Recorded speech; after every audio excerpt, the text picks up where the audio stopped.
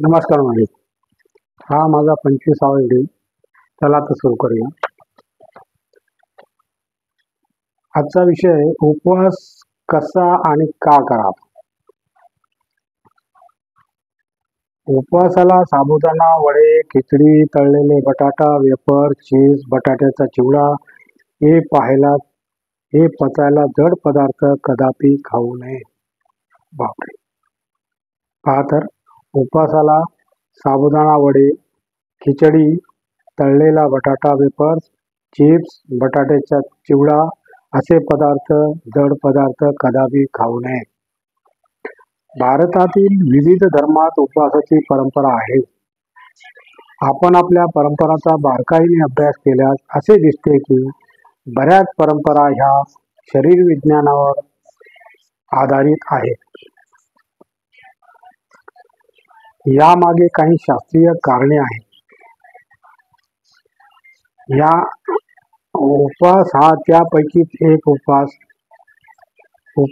त्यापैकीच एक आहे. उपाशी शरीर आणि मन शुद्धीकरणाची एक प्रक्रिया असते. काय? उपवास शरीर आणि मन शुद्धीकरणाची एक प्रक्रिया असते. उपवासामुळे अग्नी प्रदीप्त होऊन आरोग्य टिकून राहते. उपवासामुळे पोटातील अग्नी प्रदीप्त होऊन आरोग्य टिकून राहते. मात्र एकादशी आणि दुप्पट खाशी असे केल्यास शरीराला त्रासच होणार आहे. उपवास म्हटले की पोट रिकामे ठेवले जाते किंवा साबुदाणा शेंगदाण्याचा भरणा केला जातो. काही दिवसातून एक वेळ खाऊन उपवास सोडल्यास केवळ काही विशिष्ट पदार्थ खाणे म्हणजे उपवास नव्हे. जर आपले ज्ञानेंद्रियाच्या, कर्मेंद्रियाच्या आणि उभयात्मक मनाच्या जवळ जाणे म्हणजे उपवास करणे होय. उपवास आपल्या प्रकृती, उद्देश, कामाचे स्वरूप यावर ठरवा. उपवास आपल्या प्रकृती आणि उद्देश आणि कामाचे स्वरूप यावर ठरवावा. सुरुवात आठवड्यातून एक दिवस एक वेळ खाण्यावरून करू शकता.